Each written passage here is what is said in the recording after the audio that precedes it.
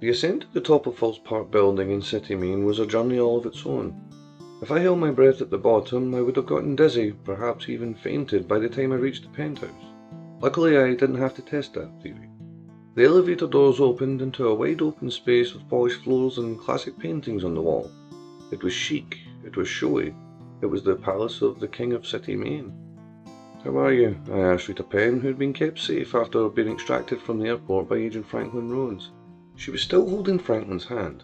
She patted it fondly. "Franklin has been keeping me company," she stated. Franklin beamed a cheery smile. "She's been showing me the family albums," he teased. "Seen the triplets in a very different light now."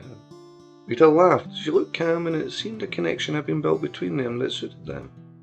There was always going to be a weight on her shoulders, though, until she'd confirmed the safety of her boys.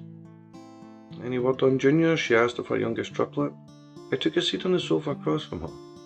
"I'm not one of the agents," I explained to her. "My name is Sam Crusoe. I'm a reporter." "On which paper?" she asked. This was a loaded question.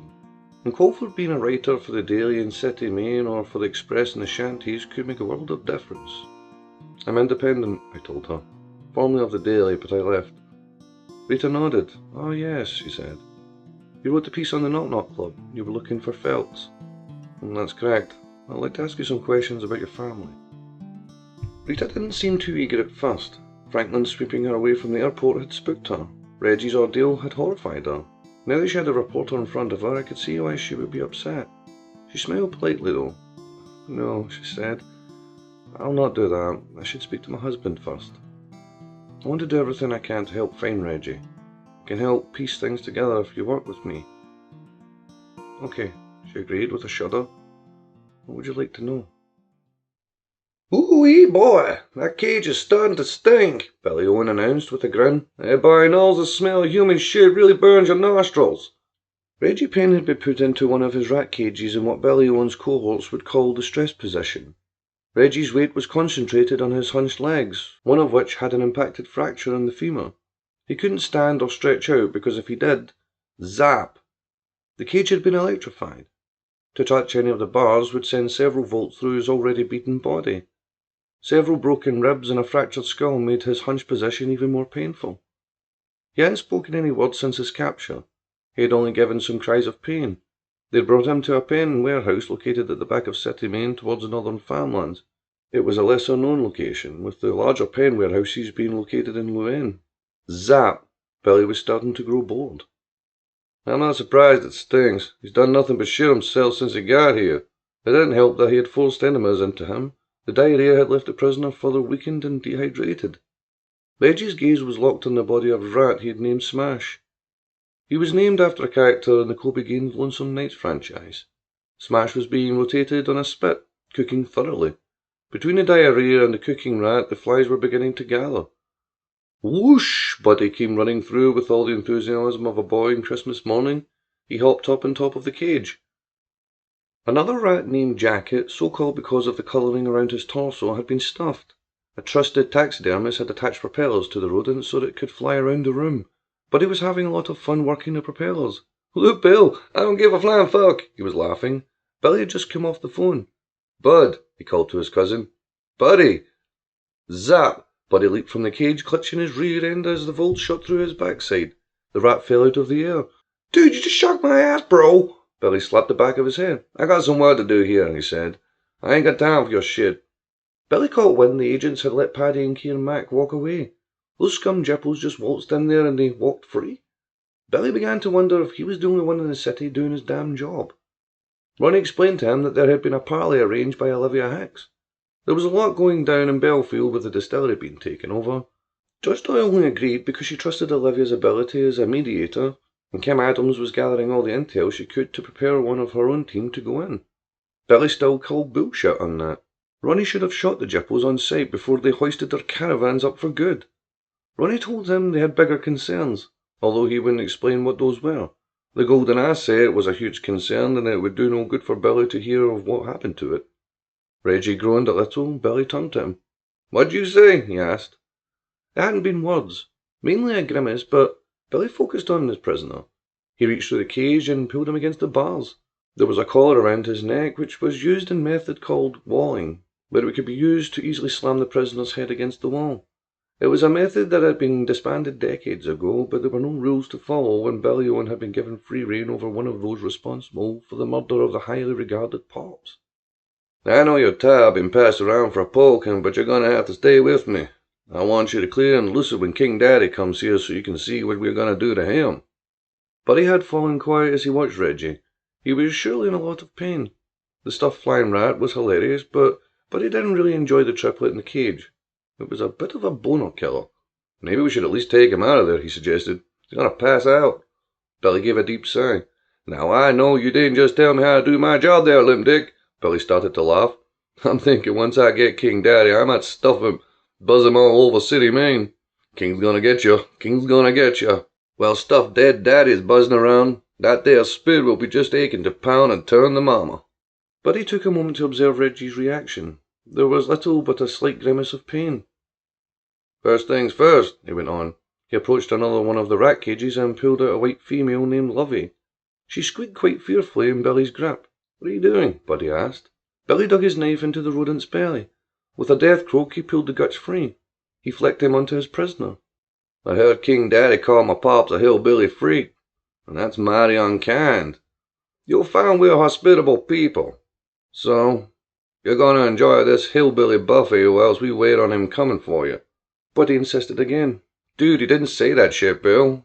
He's going to pass out, bro. When Billy slapped him over the back of the head again, he insisted. I'm just saying. If I hear another word out of you, I'm going to put you right in there with him, Billy warned. Now hush your mouth, powder fiend, or I'll make you eat every rat in the damn place, and that includes the ones that ain't in cages. When he noticed Reggie had been watching his exchange with his cousin, Billy asked, What are you looking at, rat boy? I've got your dick off. I don't have to keep you with your dick intact, you know. He's my little cuz, so I like to pull his pisser from time to time. Keeps him in line. You, on the other hand, I can have some fun with until your daddy gets here. Billy stepped back, his nose wrinkled. Ugh, he called. How many enemas was he given? He's shitting again. City funds, city funds, city funds. Mickey Doyle's mind was focused on the financial future of Colford as he was escorted to the top of Beckingridge Tower. Elizabeth's assistant, Mark, eyed him with some distaste. At first Mickey thought he had arrived late, but he hadn't. He had arrived just in time. Perhaps Mark just didn't like politicians. Go right on through, Mark beckoned. The penthouse office of Beck Tower was immense. It was so large and overbearing that it was uncomfortable, cold, and lacking personality. It was very much like a dark cave. Mickey himself was no stranger to it. He had been there to visit Ernest Beckingridge many times before. Ernest had tried to politics, but he didn't really have the stomach for it. The run for the hot seat took a very specific kind of spirit. It was one that the Beckingridge CEO just didn't have. There were manuscripts for a new novel on Elizabeth Beckingridge's desk. The author turned interim CEO was not there. A draft charged across the room. Mickey pulled his jacket closer. He crossed to the window. He looked down onto the courtyard below where 59 people had tumbled to their deaths, including up-and-coming accounts execs Evan Heath. Evan had been a close friend of Mickey. His wife Sonia had too. He shuddered again. Glad he hadn't been there that night. Thanks for joining us, Mickey, Elizabeth called to him as she emerged from an adjoining room. He was about to correct her and suggest she use his proper title, but the words caught in his throat when he saw she was accompanied by Reginald Penn. Reginald appeared calm, but his chin had tightened. Belt had slithered down from his sleeve. Mickey backed off. He wasn't much of a track star, but he could try to run. The door has been locked, said Elizabeth, sensing what he was thinking. Mickey looked towards the more direct route, the window.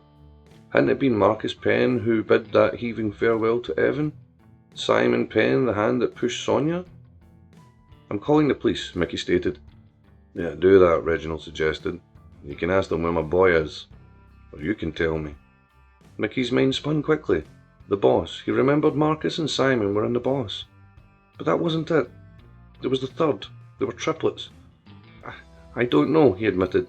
Why should I know? Elizabeth put in. Because you're the mayor. Your cousin is head of the Office of Lawmakers whose CPD answer to. Take a pick, Michael. Reginald turned to her. She shrugged and gestured for him to carry on. Reginald started to close the distance between he and Mickey. The tapping of his shoes on the marble floor echoed the pulsating of his heart. Word is, he was taken by CPD. Frat bros in uniform. Where would they take him? Mickey whimpered. I don't know. He tried to edge towards the door. It was locked, but at least he could step away from that damn window. Where is he? Reginald roared. Where's Junior? Mickey looked to Elizabeth. Her face had drained of colour. There was a pleading in her eyes that said, "Oh, for God's sake, just tell him what he wants to know." "I don't know where he is," Mickey said. "He was supposed to go to Harbour House. He was supposed to be placed in Dr. Winslow's care." Reginald shook his head. Belter's coils twisted around his hand. "No," Mickey pleaded. "Please, no." Suddenly the window was looking like the better option. Elizabeth put her hand to her mouth. It looked as though she was going to be sick. "I don't know where he is." Belter tightened further. She was determined to strike. "Not in my office, Reginald," Elizabeth put to him. "Do you know what they did to him?" Reginald asked the mayor. Mickey had heard of the video, but he hadn't had the stomach to watch it.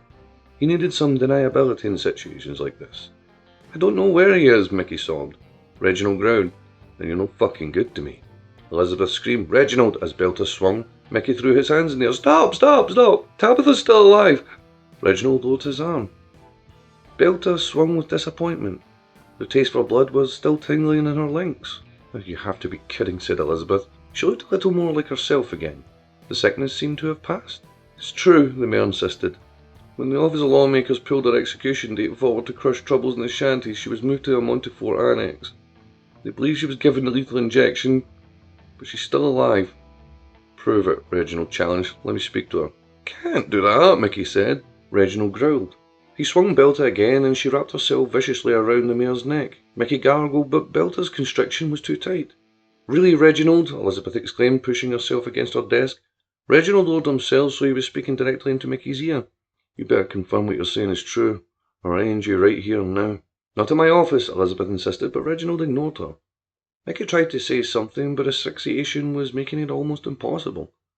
Belter loosened her grip. "She's still to be executed. It was just time. You can't go into the annex." "Then get someone who can," Reginald warned. "Faulty wiring," suggested Elizabeth. "Send in Colby engineers to grab a quick video feed." "Joshua Colby!" Mickey exclaimed. "You can't!" Reginald yanked Belter, causing her prey to emit a gasp. "Oh, do shut up, Michael," Elizabeth tutted. "It's almost like you want the man to smash your skull in.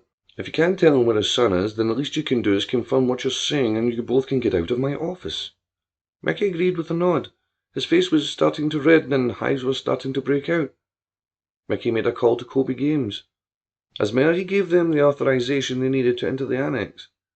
Being based in Cardine, it was easily accessible for the Colby Games Sparkies. Joshua himself was a survivor of the Freefall Massacre. Through that, he felt indebted to Tabitha, the details of which I would have to follow up at a later date. In the meantime, a tense half-hour passed between the three at Beckingridge Tower. Few words were shared. Elizabeth poured herself a drink. "That's it," Elizabeth announced as she closed the call from Joshua. It was blank at first. She linked it to the feed that Joshua had given her. A body cam and a shot of one of the Colby Games staff moved through a narrow corridor. There was a flash of brick wall, a dusty floor, a couple of engineers in Colby Game boiler suits. There was a very narrow window, then a young woman. As she looked up, still blinking at the addition of light in her existence and wincing at the noise of the engineer's footsteps, she started to adjust. Her hazy mind comprehended her new reality. It was Tabitha, the real Tabitha. When she saw Reginald Penn looking back at her, her lips spread to expose her gap-toothed grin. "Reg?" she asked. Reginald sighed, the first bit of relief he had felt in some time. "Are you okay?" Tabitha nodded weakly. "Can't keep a good girl down," she said. It was a phrase Tony always used in times of trouble. It had been one of the first things the showgirl had said to him. "Just hang in tight, sweetheart," Reginald said. "I'm coming to get you." Tabitha nodded. "If you could do something about my living arrangements, that would be fan-frickin-tastic." "I'll do what I can," Reginald promised. "If we're quite finished," said Elizabeth, "can you clear my office now, please?" Reginald had promised Elizabeth that in exchange for her putting him directly in touch with the mayor, she wouldn't have any trouble at the tower. The trembling body of Mickey showed he was certain as soon as he stepped outside the tower, all bets would be off. Elizabeth led them to a service elevator that took them out into City Main. The instructions to Mickey were that once he was clear of the area, the mayoral security he had brought with him would meet him at the Weir Hotel. He was not to breathe a word of Tabitha or Reginald. After facilitating the entrance of Colby Games to the annex, he wasn't wanting to have to explain himself anyway. "I'm going to bring you in," warned Mickey. Reginald took no notice of the warning. He knew what he had to do. He let the mare live and continued his path to find Reggie. I had been in City, Maine at the time of the event I now wish to discuss. Lisa learned from the Knock Knock Club had been given an old contact of Kev's who used to supply Billy Owen. Conveniently, he lived in the lower levels of the Falls Park building. As I passed a long timeline where the boutiques, jewellery stores and chic cafes sat, screens everywhere were showing images of the still missing Baroness. Did you know her? I asked Lisa. No, Lisa said, but I heard a lot about her. I heard so much it felt like she was my aunt too. I was pondering over this when the screen started to flicker. City Maine was his kingdom, but his kingdom was under siege. Reginald Penn had pulled some of his loyal support from attacking Capital strongholds to help find Reggie. The destruction of the distillery lit fire to that powder keg. He had received word Rita was safe, so at least that was something. A sudden darkness gave him cause to stop. It was like there had been a power surge. The Beckingridge Tower screen flickered on. Tawny's image was replaced by Tabitha's. The crowds of City Maine stopped to watch. A woman who had been holding her son's hand was pulled back. He pointed up. Staring straight into the lens, Tabitha greeted the shady city of Colford with a harsh, gap-toothed smile. "Hello, tiny peoples of Colford," she said. "Those of you who matter know who I am. Those of you who don't are going to by the time I'm done. I'm coming to you live from some lawmaker hall, and in case you didn't get the message loud and fucking clear, I'm still alive." Agnes had been returning to Seaton from a meeting with the agents. She had been heading towards City Maine Stadium where the screen showed Tabitha as though she had appeared from beyond the grave. "You know something?" Tabitha was going on. "I'm not even pissed at the audacity of you cunts. I'm just going to smile and be the bigger person. They told you I was dead, and if you believed in, then you're bigger cunts than they are." Agnes clasped her hand to her mouth. "Oh God," she said. A crowd had gathered behind her to watch too. As agreed, Mickey's security met with him at the hotel lobby. They could see he was a little shaky, and he buttoned up his collar so as to hide the marks on his neck. The security didn't ask questions. It wasn't their job to. He wanted to return to City Face. It was starting to turn into a rather stressful day. The City Maine masses were all watching in the same direction. Something was happening. Mickey stepped outside of the weir just in time to hear Tabitha's voice booming over her captive audience. "They say they want us to follow the rules." "What fucking rules? They keep changing those rules to suit their own.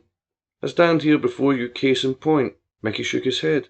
He drew out his phone to call Karen, but before he could punch in the numbers, Tabitha went on. "The lawmakers can suck cock for all I care, every last one of them. What are they going to do?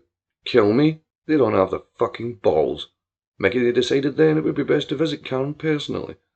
The artist David Finn had been at Startling Park in the Shanties, collecting tickets for him and a friend for the next Colford Athletic game. He and Tawny being close friends in Harbour House, she had shown him many photos of her niece, so he recognised her immediately. "Holy fucking shit, yes!" he cried. He raised his hands above his head as though his treasured team had just scored. "I want the people of the Shanties to know that you're not the vermin in the city. They are," Tabitha was saying.